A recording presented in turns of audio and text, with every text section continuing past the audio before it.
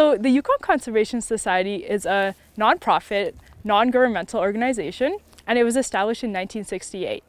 And we've actually been doing these hikes for over 20 years. So welcome to Miles Canyon. We'll start the hike by crossing the Robert Lowe Suspension Bridge, and this was built in 1922, and it was Whitehorse's first big tourist attraction. These are basalt rock columns, and they were formed from the cooling and shrinking of lava. And they're estimated to be about 8.4 million years old.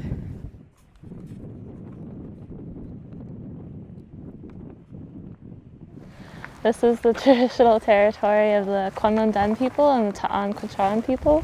What the First Nation named the canyon was Quenlin, which is the Southern Shoshone word for water running through the canyon. In 1959, the dam was put in and raised the water level by 10 meters, which tamed the Miles Canyon water, as well as the Whitehorse Rapids. So there's a lot of white water. It looks a lot different than what it looks today. So it's safe to go through it with kayaks and canoes and boats, but not necessarily for swimming.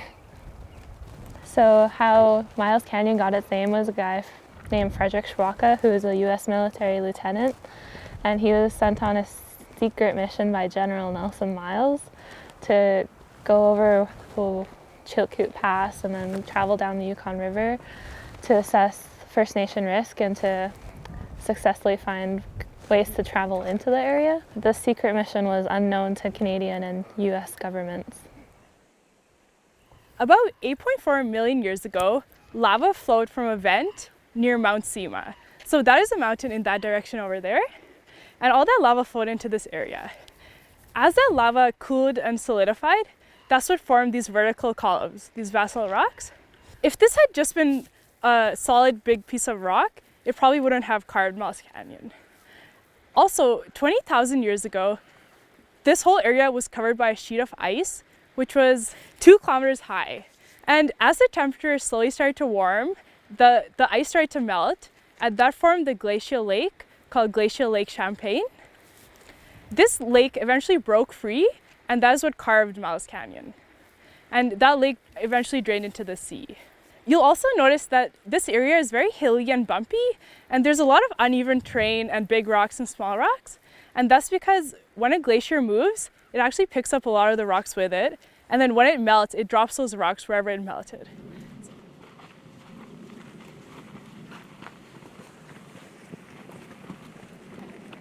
It's a soapberry plant.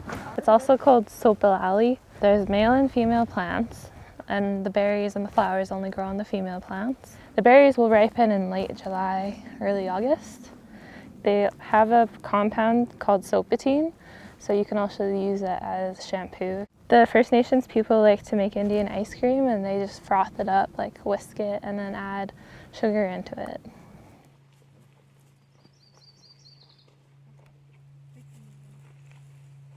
This is actually volcanic ash. It's called White River ash, and it originated from a volcanic eruption in Alaska, so from Mount Churchill. And that was about 1,200 years ago. So this whole area off the Yukon and also parts of Alaska would have been covered by a thick sheet of ash, and the whole area was actually uninhabitable for about 20 to 60 years. So humans from here had to actually migrate across the border and go to Arizona. This also had effects on salmon migration because it got into the water and it really affected the way they swam, and it got into their gills. So a lot of them actually waited for it to settle down till they could continue their migration.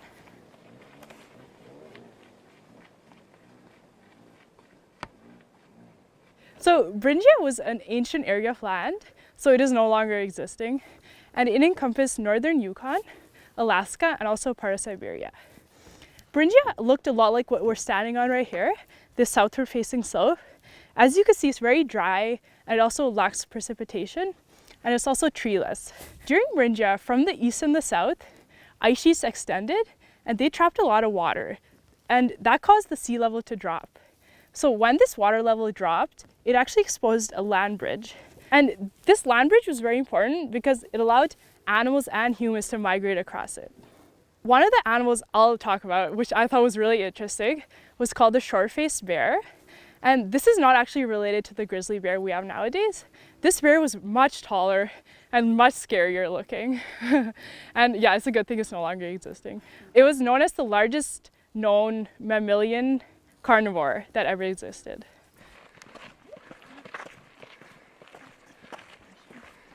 This is our lodgepole pine.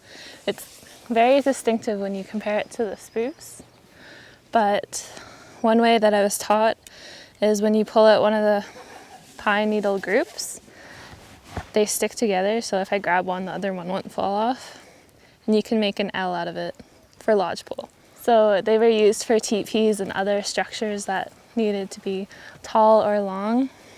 You can use the sap from both the white spruce and the pine as antimicrobial and antibacterial salve. My mom chews it or puts it in the microwave to put on like wood splinters that I got when I was a kid, ones that she couldn't find with tweezers.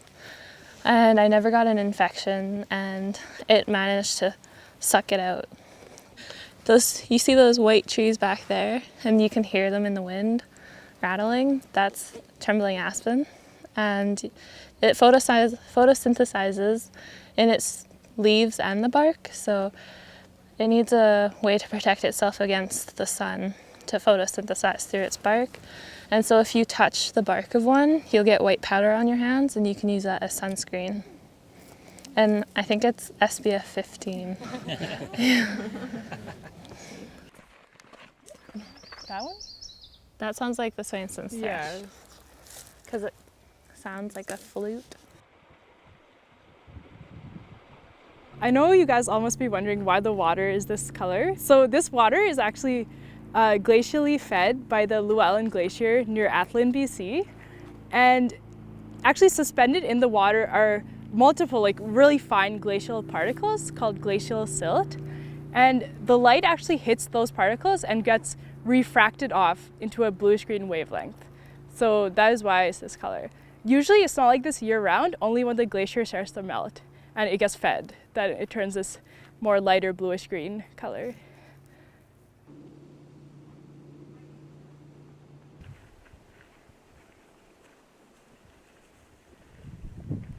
Welcome to Canyon City. I know it doesn't look like one, but behind you is where Canyon City was.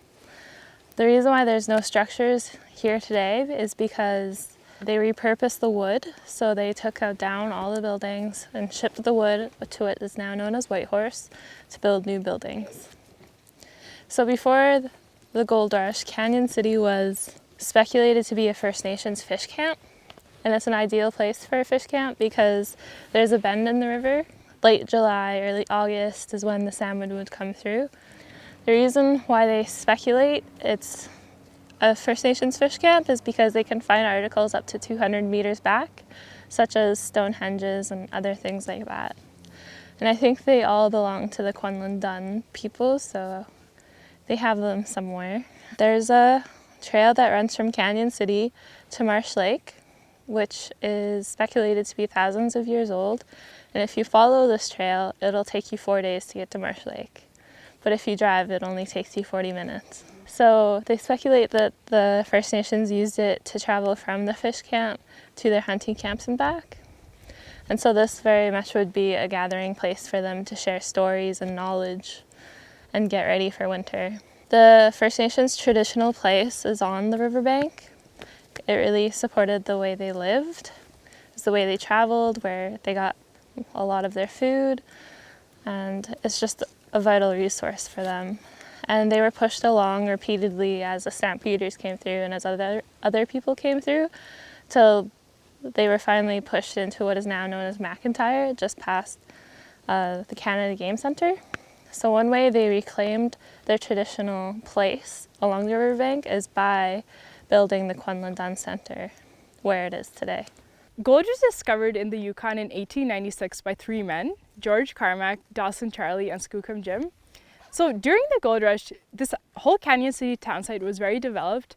There were a lot of log cabins and tents that the stampeders actually stayed in. Hundreds of thousands of stampeders actually came through the area. There were only about 40 permanent residents. So all of these people were always moving through it and trying to make their way to Dawson City, where the gold was at. So basically, the way they got there was they had to pass through the Chilkoot and Skagway, and they usually build a boat in Bennett Lake. Then they made their way downstream. So Dawson City is actually that way. So they came around this bend, usually stopped here, then made their way there. And it's estimated that 2 to 200 drownings happen in the river. A really important man was a man named Sam Steele, and he was a member of the Northwest Mounted Police, and he helped a lot of these men actually get to Dawson City because he was a qualified steersman. So he knew the waters, he knew how to navigate them, and he helped a lot of these men get to their destination.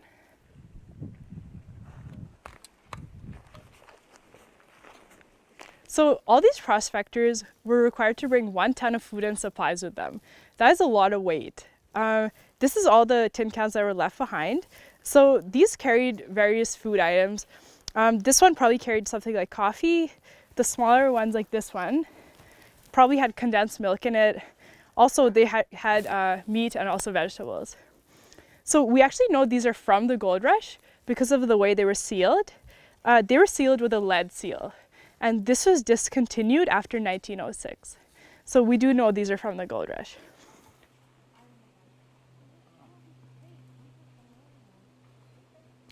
This particular tramway that ran from the riverbank all the way to what now is known as the Riverdale Bridge, where the Essex Klondike sits. That's how far it extended, and it was 5.5 miles long. And the person who built this particular tramway was Norman McCulley. He was from Victoria, British Columbia, and he was an entrepreneur. He was traveling through the Yukon River in 1897 and realized that people were going to need to bypass the Miles Canyon water and the Whitehorse Rapids. So he quickly hired 18 men and built this tramway in 21 days. He actually had a rival named John A. Hepburn who built his tramway on the opposite side of the river, and he took his time making it, so it was better quality and it looked nicer, but he ended up missing most of the gold rush and most of the business while Norman McCulley was raking in the cash. So he eventually sold out to Norman McCulley, and Norman McCulley sold out to White Pass and Yukon Route, the railway that goes from Skagway to Whitehorse, because they wanted the monopoly of taking people's stuff from Skagway to Whitehorse. So then that rendered the river route useless. The river guides had to take people through, so there's a lot of traffic coming through and very little river guides, so there's a lot of stop up, and they really wanted to get there really fast, so this is a good way to do that. And women and children weren't allowed to go through the Yukon River route because of how dangerous Miles Canyon was and Whitehorse Rapids. So Norman McCulley actually charged 3 cents per pound of goods and $25 per boat.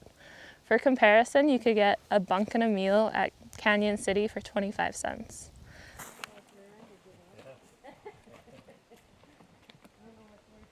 This is actually a site of where an old log cabin used to be.